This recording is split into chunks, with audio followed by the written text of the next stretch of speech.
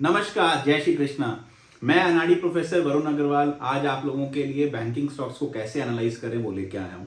काफ़ी डिमांड थी, काफ़ी सारे लोग मुझसे पूछ रहे थे कि सर बैंकों के स्टॉक्स को आप कैसे एनालाइज करते हैं, ऐसी क्या चीज़ है आप देखते हैं, और प्लस इस तेजी के अंदर जो थोड़ा बहुत अभी गिरावट आ रही है मार्केट के अंदर, हम ऐसे कौन से बैंकिंग स्टॉक्स हैं जो सिलेक्ट कर सकते हैं या कौन से बैंक के अंदर निवेश कर सकते हैं।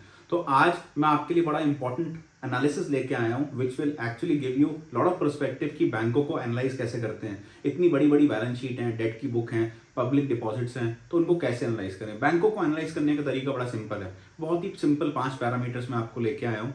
And those 5 parameters are, first is capital adequacy ratio. जैसे आप देख पा रहे हैं, तो कैपिटल एडिक्वेसी रेशियो का मतलब क्या है कि बैंक्स के पास कितनी सफिशिएंट लिक्विडिटी है। फिर उसके बाद आता है NIMS, that is net interest margin, कि बैंक्स एक्चुअल में जो लेंडिंग करते हैं और जो डिपॉजिट्स आते हैं उनके बीच में कितना मार्जिन बचा पाते हैं। Third very important is GNPA, that is gross NPA. अगर किसी भी बैंक के एनपीएस बढ़ रहे हैं, इसका मतलब क्या है, जो उन्होंने लोन दे रखे हैं उसके ऊपर पैसा वापसी नहीं आ रहा है, तो वो कहीं ना कहीं अच्छी बात नहीं है। लेकिन अगर उनके एनपीएस कम हो रहे हैं, that is a very healthy sign. ऐसे ही नेट एनपीए, तो over a period of time company के बैंक के जो नेट एनपीएस हैं वो कम होते हैं या बढ़ रहे हैं। अगर हमारे नेट एनपीएस कम हो रहे हैं which is a healthy sign, but अगर किसी बैंक के एनपीए कंसिस्टेंट बेसिस के ऊपर जा रहे हैं तो कहीं ना कहीं उसकी जो बुक्स हैं वो डेटोरिएट हो रही हैं। Last very important is CASA. So CASA is current account and savings account का एक रेशियो हम देखना चाह रहे हैं यहाँ पे। अगर किसी बैंक के पास करंट अकाउंट ज़्यादा है, इसका मतलब क्या है कि करंट अकाउंट से बैंक को बहुत फायदा होता है, बिकॉज उनको कहीं ना कहीं उसके ऊपर इंटरेस्ट नहीं देना पड़ता है। सेविंग बैंक के ऊपर बैंक्स आपको इंटरेस्ट देते हैं, जो कि बैंक्स के लिए कहीं ना कहीं एक एडिशनल लाइबिलिटी है। तो कासा रेशियो जो है वो बहुत इंपॉर्टेंट मेजरमेंट है जब हम किसी बैंक को एनालाइज करते हैं। तो ये पांचों के ऊपर मैं बहुत सिंपल 5 बैंक्स लेके आया हूँ। तो 5 हमारे पास परफॉर्मेंस मेजर्स हैं और उसके साथ साथ 5 बैंक्स में लाया हूँ। उसमें से सबसे पहला बैंक है स्टेट बैंक ऑफ इंडिया, जैसे आप देख पा रहे हैं यहाँ पे एसबीआई। एंड देन मैं 4 बहुत ही बड़े, जो हमारे भारत के सबसे बड़े 4 प्राइवेट बैंक्स हैं उनको भी साथ में लेके आया हूँ, that is HDFC, ICICI, axis bank and Kotak bank.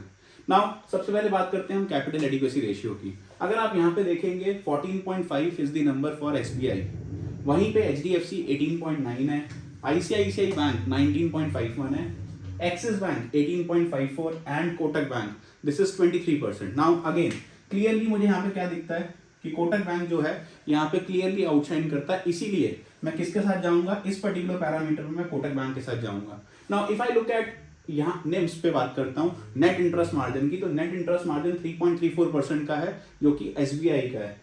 ये मार्जिन काफी इंप्रूव होता है किस केस के अंदर, इन केस ऑफ एचडीएफसी, जैसे आप देख पा रहे हैं यहाँ पे 4.2%। आईसीआईसीआई बेटर है एसबीआई से लेकिन एचडीएफसी से कम है 3.67। एक्सिस बैंक 3.47% का निम लेके बैठे हुए हैं, तो comparatively again it is better than SBI, but फिर भी अगर मैं आईसीआईसीआई और एचडीएफसी से कंपेयर करता हूँ तो कम है। अगेन यहाँ पे एक बड़ा इंपॉर्टेंट बैंक मेरे को सामने आता है, that is Kotak bank. Now clearly net interest margin Kotak bank का यहाँ पर 5% है, क्लियरली आउट परफॉर्म कर रहा है जो सबसे बड़ा बैंक एचडीएफसी की मैं बात करता हूँ अगर, तो एचडीएफसी जो सबसे हाईएस्ट लेके बैठा था 4.2, उसको भी बीट करता है 0.8% से कोटक बैंक। अगेन मेरे पैरामीटर के अंदर कोटक बैंक यहाँ पे आउट परफॉर्म करता है। Now let's come to gross NPA. Gross NPA के अंदर अगर आप देखेंगे एसबीआई का एनपीए काफी ज्यादा है और सिमिलरली आईसीआईसीआई बैंक, ये दोनों एनपीए के मामले में काफी ज्यादा खड़े हुए हैं। सबसे कम एनपीए मुझे यहाँ पे दिखता है एचडीएफसी का 1.17। If you compare this with axis bank it is 4.82,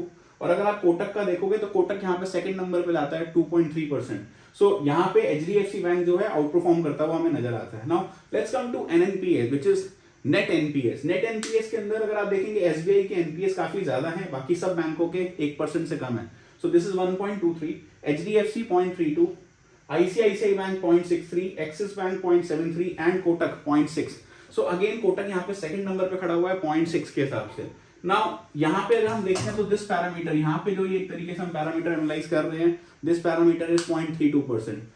now CASA, जैसे मैंने बोला बहुत इंपॉर्टेंट है कासा, किसी भी बैंक को एनालाइज करने के लिए कासा हम लोग बहुत इंटरेस्टिंगली देखते हैं। अगर आप देखेंगे ज्यादातर बैंक एक तरीके से सिमिलर कासा पे खड़े हुए हैं अदर देन दी आईसीआईसीआई का कासा सबसे कम है यहाँ पे 41.8, SBI 45.15, HDFC 46.1 and axis bank 45%। But यहाँ पे एक और आउट परफॉर्मेंस मुझे दिखती है कोटक के द्वारा which is 58% of CASA. Again इस पैरामीटर के ऊपर मेरे लिए सबसे इंपॉर्टेंट बैंक कौन सा है, कोटक। तो कोटक अगर आप देखेंगे except the NPS which is like अगर एनपीएस की बात करता हूँ वो सेकंड नंबर पे खड़ा हुआ है। अदर देन दैट बाकी तीनों पैरामीटर्स के ऊपर, चाहे वो हमारा एक तरीके से कैपिटल एडिक्वेसी है, चाहे वो नेट इंटरेस्ट मार्जिन है, चाहे वो कासा है, उसके ऊपर बेस्ट खड़ा हुआ है। तो अब बात ये आती है कि फंडामेंटली सर हमारे को कौन सा बैंक के अंदर इन्वेस्टमेंट करनी चाहिए, कौन सा बैंक मुझे लेना चाहिए। तो फिलहाल मैंने पर्सनली, मैं आपके साथ वो शेयर करता हूँ जो मैं खुद करता हूँ। तो फिलहाल मैंने पर्सनली कोटक बैंक को लिया है और चूज किया है और अपने पोर्टफोलियो के अंदर ऐड किया है, अंडरस्टैंडिंग कि यहाँ से शायद कोटक आने वाले टाइम के अंदर आउट परफॉर्म करता है। कुछ टेक्निकल लेवल्स की भी बात करूंगा कोटक के ऊपर, तो कोटक के अंदर की टेक्निकल सपोर्ट्स हैं। नीचे की तरफ अगर आप देखते हैं कोटक बैंक, तो मुझे लगता है कि ये 1631 रुपए पे बहुत इंपॉर्टेंट सपोर्ट है। अगर डिप्स आते हैं तो आप डिप्स पे एक्यूमुलेट कर सकते हैं। मैंने ऑलरेडी स्टॉक को एक्यूमुलेट करना चालू कर दिया अपने पोर्टफोलियो के अंदर। तो आप सब लोग मेरे जैसे अनाड़ी प्रोफेसर को फॉलो करते रहिए, लाइक करिए, सेव करिए और सब्सक्राइब करिए। और कोई भी आपकी क्वेरीज हैं, क्वेश्चंस हैं, प्लीज वो कमेंट बॉक्स में पूछते रहिए। So thank you so much. जय श्री कृष्णा।